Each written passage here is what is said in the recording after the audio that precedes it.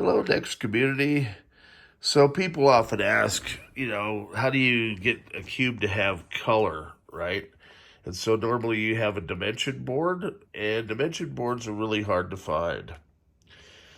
Well, I happen to have quite a few of these NeXT Color motherboards. This one we have the new caps on.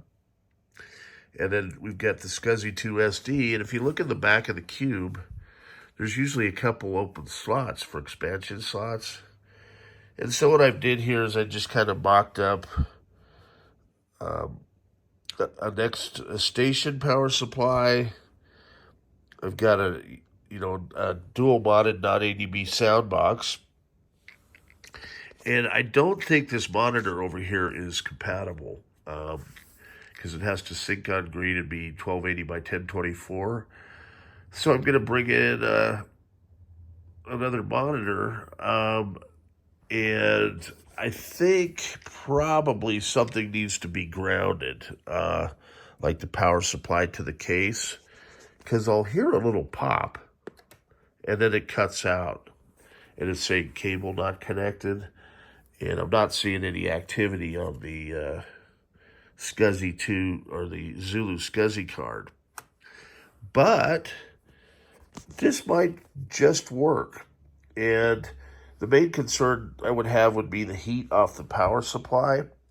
But if we could make a Molex 4-pin to 96-pin to connect directly into the back of the cube backplane, and it's able to get powered up when you power up the mono side, and then you have a color monitor and maybe a separate keyboard, and mouse. I mean, this way with a power supply, it would be two independent computers, and you could maybe network them together. I just thought of this last night.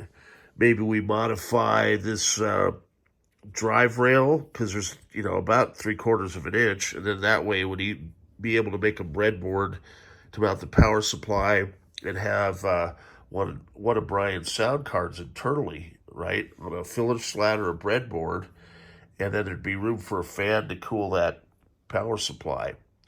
But, why would I go through all this? Well, I mean, it gives people color on their cubes, and they can do dual monitor, single monitor, which might be kind of neat.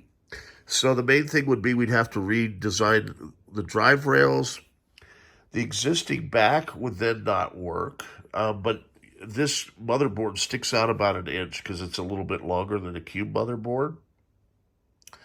But we could design a, modified back specifically for this configuration. And, so the drive guide rails work. We want to leave enough tolerance there for the board to slide in cleanly. And then we probably want to create a little mount on the secondary board that slides in. So it would be a custom breadboard that had power supply, fan, mount for the SD. We might even be able to fit a floppy in. I'm just thinking, it came to me in a dream last night, and it might be a viable approach to having color for all the cubes out there. That's not going to cost an arm and a leg because I have a lot of these motherboards.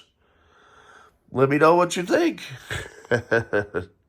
And yes, I could use some help. Any comments on this? I know there's some excellent 3D parts designers out there. So let's figure it out. I think it'll be kind of fun. And, dimension boards are hard to come by and usually very expensive. So I think we could probably do this for about half the cost of a dimension, because the main expense is going to be the motherboard, RAM, and Zulu SCSI card. And once I have a nice kit, I could just call it a cube upgrade kit.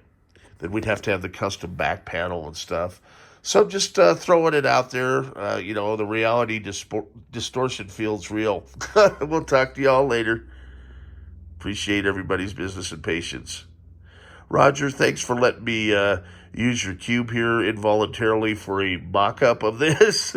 no worries. Now I'm buttoning it up, and then I'm going to go over to Daniel's Systems and see if I can get him out the door today. But this one was just kind of gnawed at me, this idea.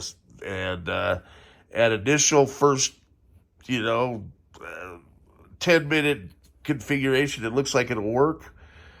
And then I'll find out from some of the hardware engineers why my power supply is clicking on and off. As I say, it may just be a matter of grounding it or something. And then I'll get a monitor that works. And hopefully I can get something, you know, over the weekend that shows this, you know, a primitive version of this might just work. And obviously, if we could use the Cube power supply and the new bus backplane to power this color motherboard as well, and I'm not sure how that's going to work. I mean, if you hit the power button on the mono side, would it then just automatically power up the motherboard on this side? If we could have a single sound card and single keyboard and mouse, that would be great. And I don't know if, I guess you would be able to have dual display. Jeez, I'm thinking here. And then if they're networked, you can see both. And with maybe a KVM switch, it would let you switch back and forth with your keyboard and mouse, right? So you could, you know, work on the color side, work on the mono side, and that might be kind of fun. So we'll talk to you guys later. It's just a prototype.